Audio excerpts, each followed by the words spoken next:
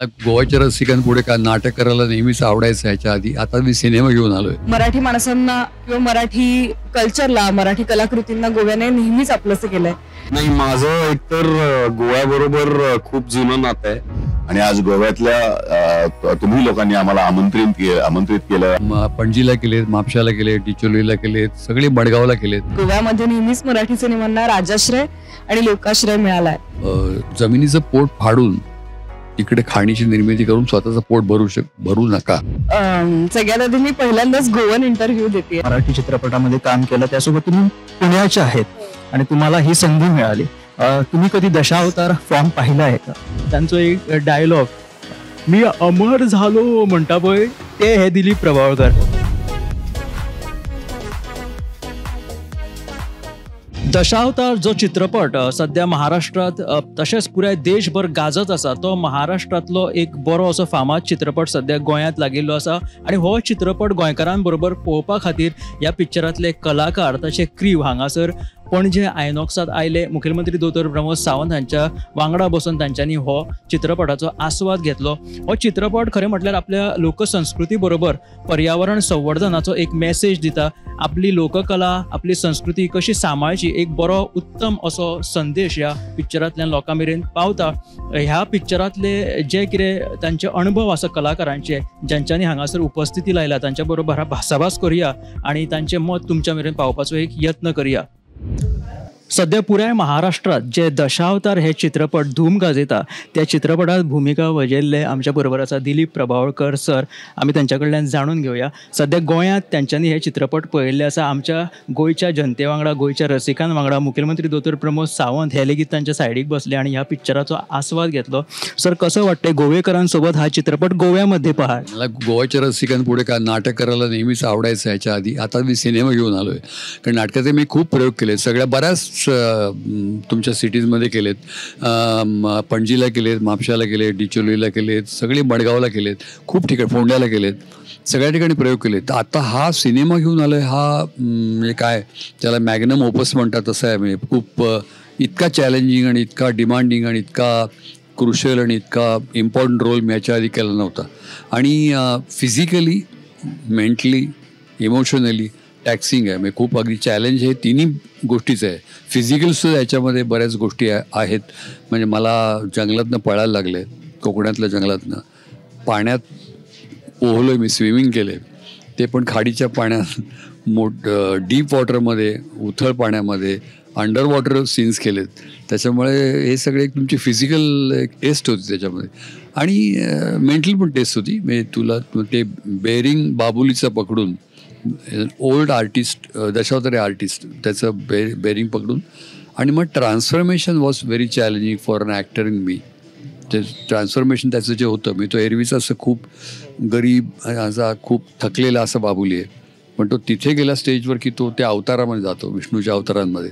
तर ते एक एक अवतार, प्रत्येक अवतारामध्ये ट्रान्सफॉर्मेशन होतं आणि तो इज अनदर बाबुली, मी दुसऱ्या वर्ल्डमध्ये जातो असं जाणून घे.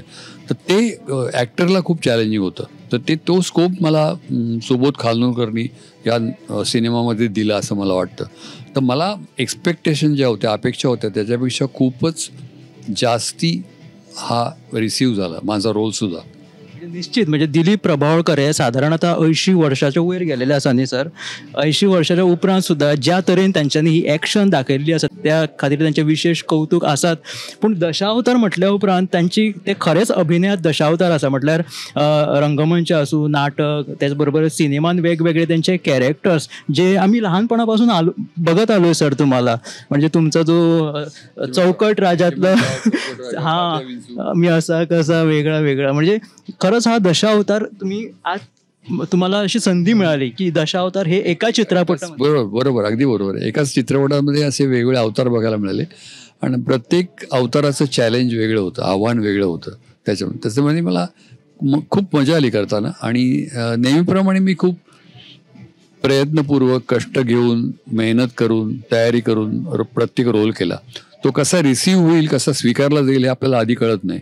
तर तो खूप मला, मी म्हटलं त्याप्रमाणे, माझ्या अपेक्षेपेक्षा, एक्सपेक्टेशनपेक्षा खूप जास्ती स्वीकारला गेला. आणि इव्हन नॉन मराठी ऑडियन्स पुढे सुद्धा, म्हणजे ज्यांना मराठी कळत नाही त्यांनी सुद्धा ते सबटायटल्स वाचत रोल पाहिला. रील व्हायरल होतोय सर, कुठला तरी तो साऊथ मधला दक्षिणातला तो उठतो आणि म्हणतो अरे hats off to Marathi cinema. मग मराठी सिनेमाला एवढं तुम्ही वर नेता, त्याबद्दल काय वाटतं? नाही, मग खूप आनंद होतो मला. म्हणजे मला असं वाटतं की ही शेवटी सिनेमा ही चित्रभाषा आहे. हे म्हणजे जेवढं तुमचे चित्रातनं बोलता तुम्ही, नॉट लाईक प्ले. ड्रामा नाही आहे. ड्रामामध्ये शब्द जास्ती महत्त्वाचे असतात, स्पोकन डायलॉग्स. इथे चित्रभाषा आहे, त्याच्यामुळे चित्राच्या भाषेतनं तुमची ॲक्टिंग ॲक्टिंगचा कस लागतो, की ॲक्टिंगची परीक्षा असते, ॲक्टिंगची टेस्ट असते. तर ती मला असं वाटतं की खूप सटल किंवा खूप सूक्ष्म असे तुमचे इमोशनल किंवा हे असतात ना, हे सुद्धा कॅमेरा कॅच करतं. अगदी म्हणजे आय मुवमेंट्स असतील, नाकाचं हे असेल, बारीक बारीक बारीक बारीक तुमचे डोक्यातले विचार तुमच्या कधी डोळ्यात दिसतात. आणि तुम्ही ते पछाडलेल्या मध्ये डोळे बघा हो, डोळे बघ बाबा लगीन डोळे बघ. दिलीप प्रभावळकर जर तुमका इन केस जर तुम्ही तो ओळखाना असे आसूंक शकना, कारण की आताच्या जनरेशन सुद्धा ते कसे वावरत असा हे तुमका हांव सांगता. फाटीचो महाकुंभ जालो तेन्ना तांचो एक डायलॉग मी अमर झालो म्हणटा पळय, ते हे दिलीप प्रभावळकर. तुझा आत्मा माझ्यात, माझा आत्मा बाहेर, असं काय महाकुंभामध्ये खूप व्हायरल झाला होता सर. तर मी अमर झालो म्हणजे जे कोण महाकुंभातून येत होते ना, ते मी अमर झालो हे लावत होते. त्याच्यानंतर मागीर तो अजून एक रील्सा मध्ये बरोच व्हायरल जाता, तो म्हटल्यार लगे रहो मुन्ना भाई. तातून जी त्यांच्यानी गांधीजीची भूमिकेला जिस राह पे तुम चल रहे हो बेटा एक दिन बुरे तरी पछतो, हे रील्स मध्ये अजूनही मुलं टाकतात. ओके. तो सुद्धा मेमोरेबल रोल होता खूप, आणि त्यासाठी नॅशनल अवॉर्ड मिळाला मला त्या गांधीच्या रोलसाठी. तर हा खूप चॅलेंजिंग होता. आणि मला वाटतं the whole credit of the काय म्हणतात त्याला फिल्म किंवा कॅरेक्टरायझेशन किंवा role goes to Subodh Khanolkar. त्यांनी मला ही अपॉर्च्युनिटी दिली, संधी दिली अशा तऱ्हेचा रोलवर वर्क करायचं. तुम्ही मुंबईमध्ये रुया कॉलेजमध्ये केमिस्ट्रीतून शिक्षण घेतलं? BSc झालो, BSc केमिस्ट्रीमधून, आणि नंतर टाटा रिसर्च सेंटरला MSc केलं. MSc मला फर्स्ट क्लास होता. केमिस्ट्रीमुळे म्हणून तुमची केमिस्ट्री जुळते की काय सगळं? असं काय नाही, त्या सायन्सच्या एज्युकेशनचा आणि याचा काय संबंध नाही. पण एक मला स्वतःला आवडतं याचे काय तयारी करून रोल करायला. म्हणजे तयारी नसेल तर मी खूप हे असतो, मी अस्वस्थ असतो, घाबरलेला असतो की पूर्ण तयारी झालेली नाही आहे रोलची. Without preparation I am doing the role. तसं नाही आहे, प्रत्येक वेळा तयारी करायला लागते. ती कमी जास्त प्रमाणात होते. दशावतार जो चित्रपट तुम्ही बनवलाय तो एक लोककलेतून आपला निसर्ग असू दे, माती संवर्धन करण्याचा एक संदेश देतो. याबद्दल तुम्ही काय मेसेज देऊ इच्छिता? नाही, तो अगदी ठळकपणे दिलेला आहे याच्यामध्ये. म्हणजे तुम्ही जमिनीचं पोट फाडून तिकडे खाणीची निर्मिती करून स्वतःचं पोट भरू नका, असं मी सांगतो त्याला, माझ्या मुलालाच.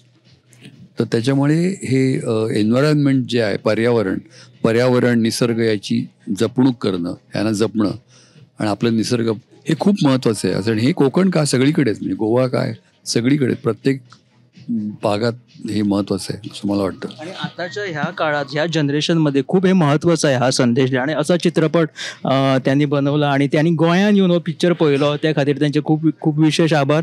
तांच्यांनी दिलीप प्रभावळकर हांच्यांनी आपली उपस्थिती गोंयान लावन हो दशावतार पिक्चर गोंयकारांच्या रसिकां वांगडा पळयलो.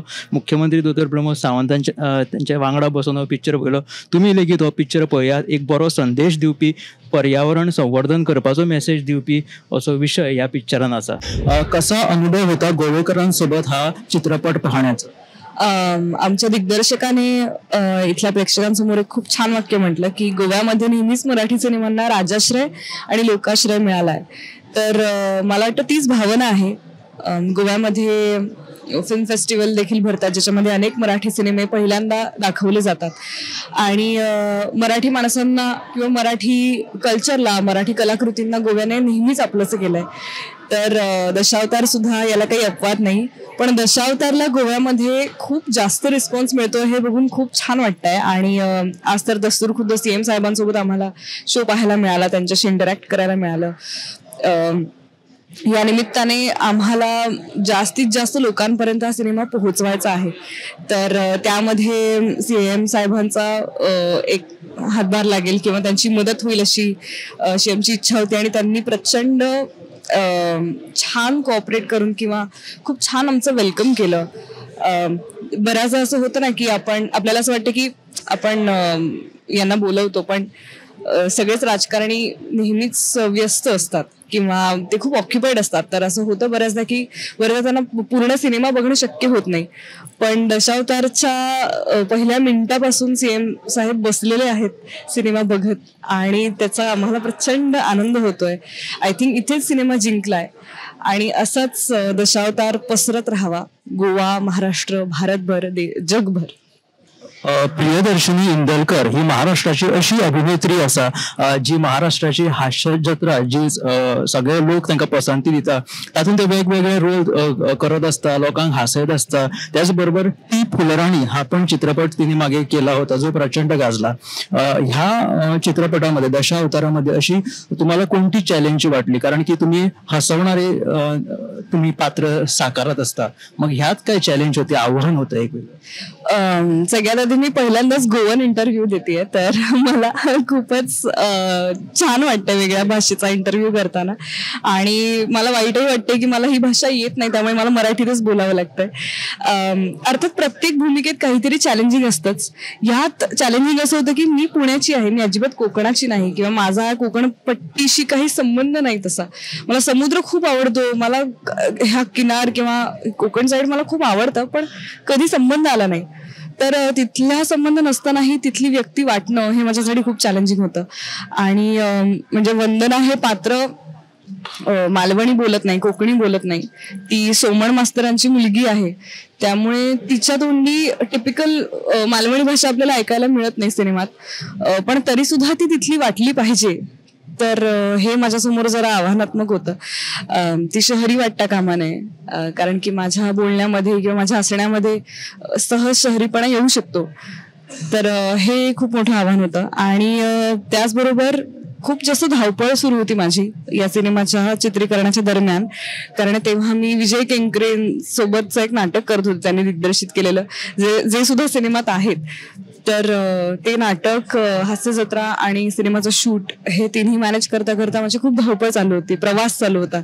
तर ह्या सगळ्या हेक्टिक शेड्यूलमधनं व्यवस्थित शॉट देणं आणि ज्या गोष्टीसाठी सगळी धावपळ चालू आहे ती गोष्ट तडीस नेणं हे सुद्धा एक चॅलेंज होतं. आणि आता बघताना आनंद होतोय की प्रेक्षकांना खूप आवडतीये वंदना किंवा माझं काम खूप अप्रिशिएट केलं जातं.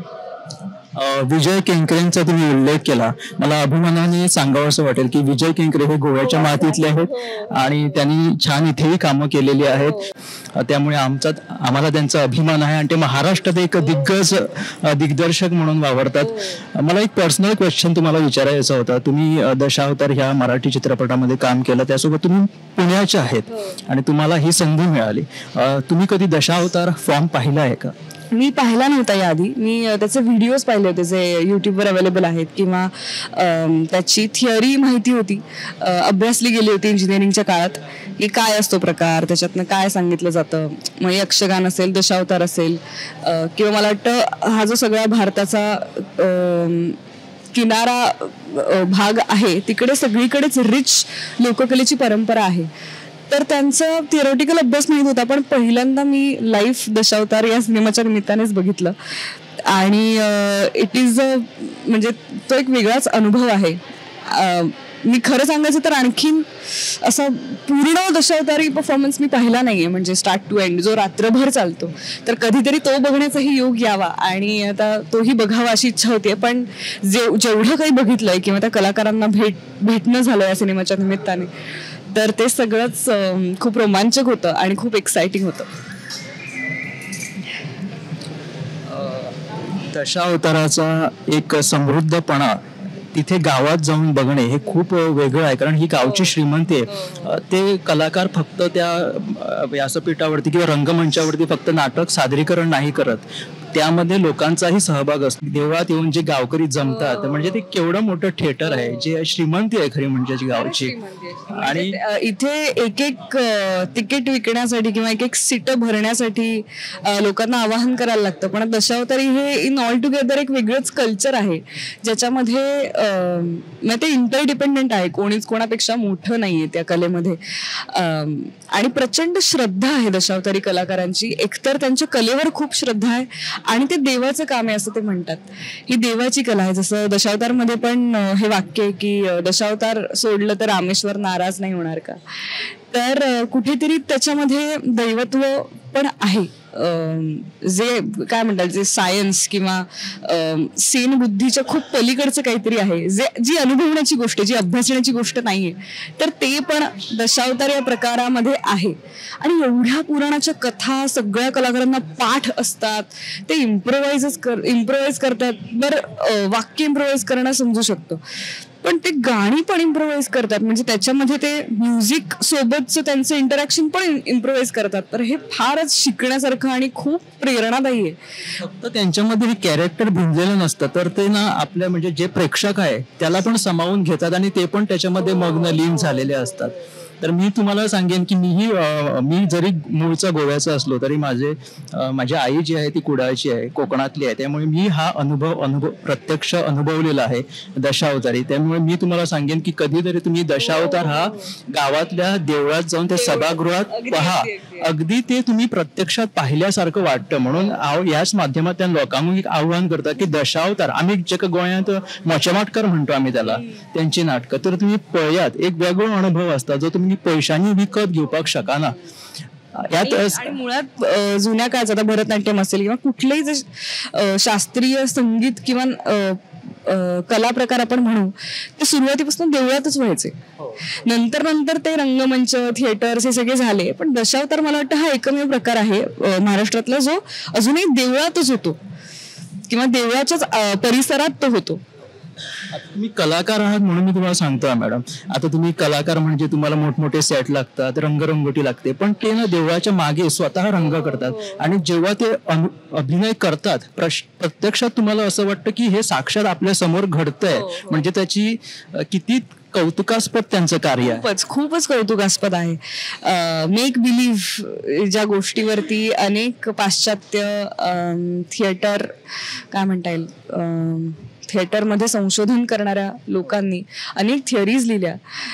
ते फक्त एका गोष्टीसाठी की मेक बिलीव्ह, विश्वास ठेवायला लावणं समोरच्याला आपल्या विश्वावर.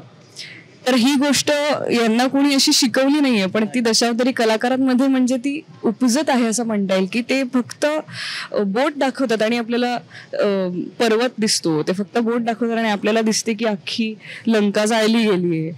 ते फक्त इथे बघतात आणि आपल्याला साक्षात विष्णू समोर उभे राहिलेत की काय असं वाटतं. तर हे सगळं कन्व्हिक्शन, हे सगळं मेक बिलीव्ह हे खूपच. आणि खास करून स्त्री पात्र मॅडम, तुम्ही स्त्री पात्र बघा, तुम्हाला वाटणार नाही की ती स्त्री पाहिली आहेत. मी पाहिलं, माझा एक मित्रही जमला या शूटिंगच्या दरम्यान, यश साळवे म्हणून, की जो स्त्री पात्र साकारतो. आणि दशावतारमध्ये पण खरे दशावतारी कलाकार देखील आहेत. म्हणजे दशावतारमध्ये तुम्ही जे काही दशावतारी परफॉर्मन्सेस बघाल ते खरेखुरी दशावतारी कलाकार आहेत.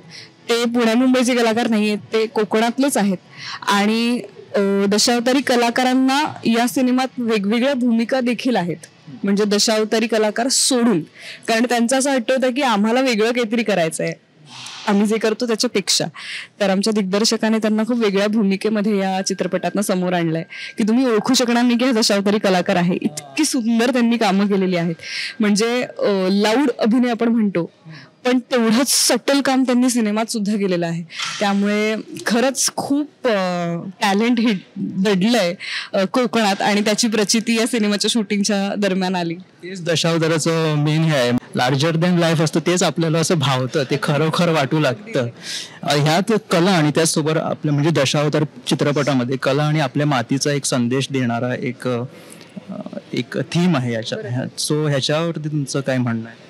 म्हणजे तुम्ही चित्रपटामध्ये जो संदेश दिलेला आहे आपली माती आणि कला जोपासण्याचा, सो आताच्या ह्या जनरेशनला काय तुम्ही मेसेज द्या? मला वाटतं मेसेज द्यायची गरज नाही, कारण जो रिस्पॉन्स मिळतोय त्याच्यावरनं जाणवतं की लोकांना लोककलेशी जोडलं जायचं आहे.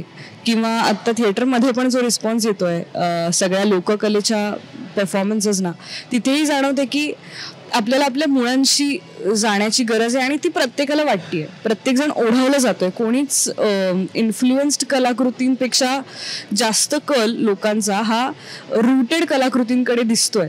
त्यामुळे मला वाटतं काही सांगण्याची गरज नाहीये. लोकांची चॉईस ही आपल्याला दिसते आहे आत्ता त्यांच्या रिस्पॉन्सने.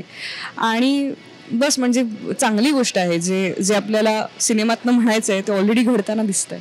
तुम्ही खूप छान पद्धतीने आम्हाला इलॅबोरेट करून सांगितलं मॅडम. आणि खरेच हो चित्रपट जो असा तो आपल्या लोककलेतल्यान आपल्या मातयेच्या आपल्या निसर्गाचे संवर्धन कशें करचें ही सीख दिवपी असो हो चित्रपट आसा. तुम्ही निश्चित हो पिक्चर पळयात. जो चित्रपट म्हटल्यार दशावतार सध्या पुराय महाराष्ट्र देशभर गाजता. त्या चित्रपटाचे लेखक तशेंच दिग्दर्शक खासा करून ते सिंधुदुर्गांतलेच आसा. दशावतारा कडेन खूब तांचो एक लागसरचो संबंध आसा म्हणून तांच्यांनी हो चित्रपट निश्चित बरयला आसूये, दिग्दर्शीत केला आसूये. आयज गोंयकारां बरोबर तांच्यांनी हो चित्रपट पळयलो, तांचो एक्सपिरियन्स तांचो अनुभव कसो आसा हे जाणून घेवया. खूप खूप तुम्हाला तुमचं कौतुक सर, कारण तुम्ही हा चित्रपट आमच्यासाठी आणला आणि तुमचे आभार. तुम्ही गोव्यात येऊन आमच्या रसिकांना हा दाखवला पिक्चर गोवेकरांना. कसं वाटते गोवेकरांना सोबत बघून हा पिक्चर बघा? मला असं वाटतं की दशावतार ही लोककला ही जेवढी आपल्या महाराष्ट्रात प्रसिद्ध आहे तेवढीच आपल्या गोव्यातही प्रसिद्ध आहे. गोव्यातल्या प्रत्येक गावामध्ये दशावतार केला जातो. आणि मला नेहमी वाटतं की महाराष्ट्र आणि गोवा ही ना सख्खी भावंड आहेत. त्यांच्या संस्कृतीसारख्या एकसारख्या आहेत. आमची गावं, आमचे देव सगळे एकमेकांच्या एकदम सारखे एकमेकांना सतत लागलेले आहेत. तर अशा वेळेला आमच्यासाठी खूप मोठी आनंदाची गोष्ट असते ज्यावेळेला आमचा मराठी सिनेमा आम्ही गोव्यामध्ये घेऊन येतो. आणि ज्यावेळेला गोव्याच्या मुख्यमंत्र्यांकडनं त्याला आमंत्रण येतं, ज्यावेळेला गोव्याच्या जनतेने तो स्वीकारलेला असतो. गोव्यामधले चित्रपटगृहांमध्ये दशावतार सिनेमा हाऊसफुल गर्दीत चाललाय, शोज वाढत आहेत. ह्याच्यापेक्षा आनंद काय असणार की आपल्या गोवेकर बांधवांना आपला सिनेमा दिसतोय. आणि विशेष म्हणजे दशावतार ह्या फॉर्ममधून लोककलेतून आपली संस्कृती म्हणा, आपली माती, पर्यावरण हे संवर्धन करण्याचा एक छान मेसेज तुम्ही या सिनेमातून दिलेला आहे. सो तुम्हाला दशावतार हे तुम्ही कसं बघता दशावताराकडे? मला दशावतार हा फॉर्म आहे ना तो लहानपणापासून प्रचंड आकर्षित करायचा. लहानपणी मी जेव्हा उन्हाळी सुट्ट्यांमध्ये मुंबईवरनं माझ्या गावाला यायचो आजोळी आणि मी राहायचो त्यावेळेला रात्री आमच्या अंगणात दशावतार व्हायचा, आमच्या मंदिरांमध्ये दशावतार व्हायचा. आणि लहानपणापासून त्याचं प्रचंड आकर्षण होतं. त्याचबरोबर प्रचंड आकर्षण होतं आमच्या निसर्गाचं. आम्हाला कोकणाला आपल्या सगळ्याच एवढा प्रचंड निसर्ग लाभला आहे, एवढी गर्द जंगलं लाभली आहेत, नद्या लाभल्या आहेत. तर सारखं वाटायचं की हे सगळं आपल्याला सांभाळून ठेवता आलं पाहिजे.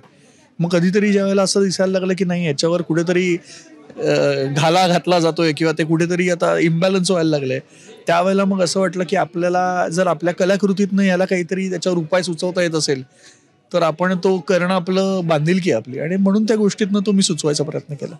निश्चितच. जसं की तुम्ही कोकणातले आहात त्यामुळे प्रत्येक कोकणवासियांना, कोकणकरांना दशावताराकडे जी ओढ आहे ती वेगळ्या शब्दात सांगून कळणार पण नाही. त्यामुळे मी मगाशीच प्रियदर्शनी यांना सांगितलं की तुम्ही दशावतार बघितलं आहे का, तर तिला सांगितलं मुद्दाम दशावतार येऊन कोकणात बघा. कारण मी मूळचा जरी गोव्याचा असलो तरी माझी आई कुडाळची, त्यामुळे दशावतार मी फार जवळून बघितलं आहे.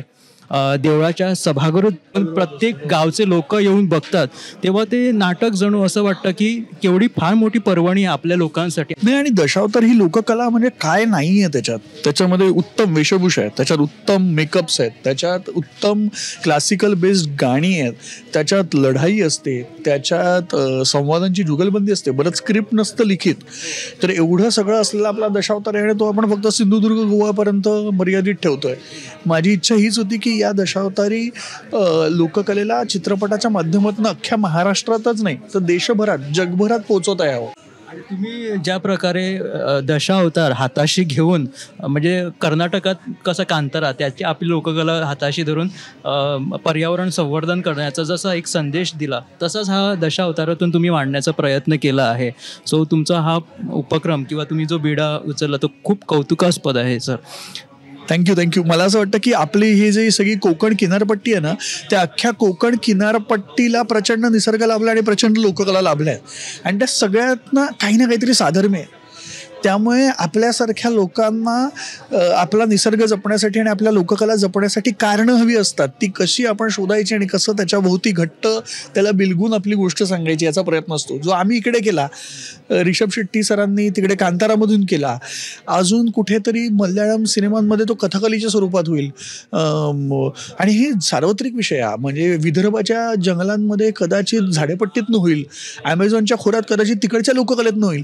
जिथे जिथे जगात जंगल आहेत, जिथे जिथे जंगलातल्या निसर्गाला देव मानणारी माणसं आहेत, तिथे तिथे दशावतारचे प्रयोग होत राहतील असं मला वाटतं.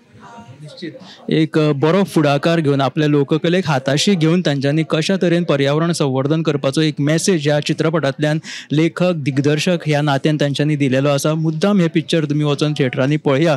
आमच्या बरोबर आसा सिद्धार्थ मेनन, ज्यांच्यांनी ह्या दशावतार चित्रपटात महत्वाची भूमिका केलेली आसा. दिलीप प्रभावळकर जे बाबुली झालेले आसा, तांच्या पुताचें काम ताणें केलेलें आसा.